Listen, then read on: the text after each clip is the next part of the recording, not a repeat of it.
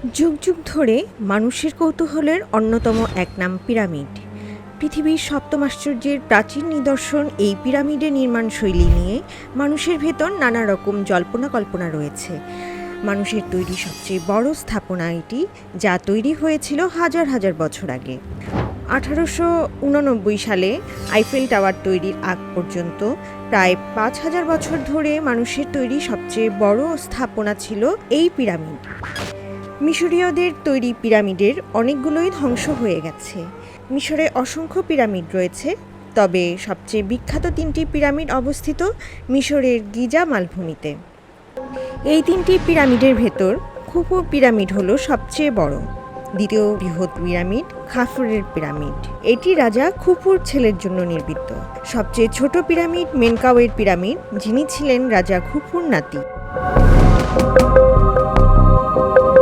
The great pyramid 4700 বছর আগে নির্মিত হয়েছিল। সবচেয়ে বড় পিরামিডের আয়তন 6টি ফুটবল মাঠের সমান এবং উঁচু 42 তলা বিল্ডিংয়ের সমান।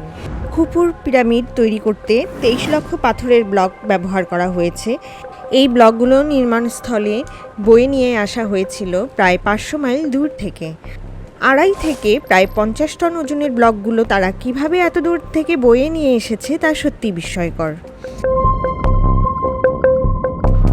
পিরামিডের ভেতরে বহু সরু পথ বা চেম্বার রয়েছে। খুফুর পিরামিডের ভেতর রয়েছে 3টি চেম্বার।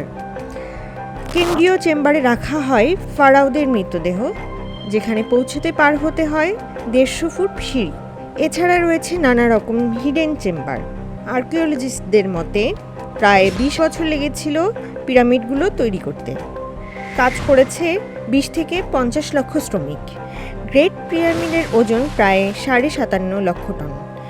পিরামিডের বাইরের দেয়ালগুলো তৈরি হয়েছে চুনা পাথরের ব্লক দিয়ে, আর ভেতরের চেম্বার তৈরি হয়েছে মূল্যবান গ্রানাইট পাথর দিয়ে।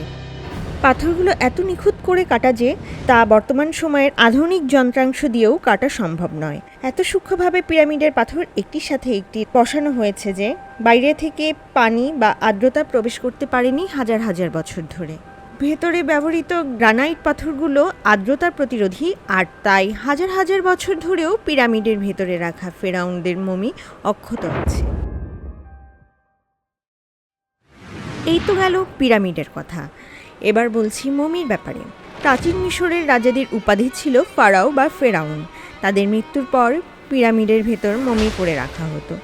আসলে সে সময় মিশরীয়রা পুনর্জন্মে বিশ্বাস করত। তাদের ধারণা ছিল ফারাও রাজারা মৃত্যুর পর আবার কোনো একটা সময় পুনরুজ্জীবিত হবে এবং রাজত্ব করবে।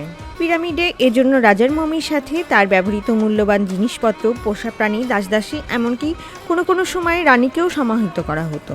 মিশরীয়রা বহু দেবতায় বিশ্বাসী ছিল।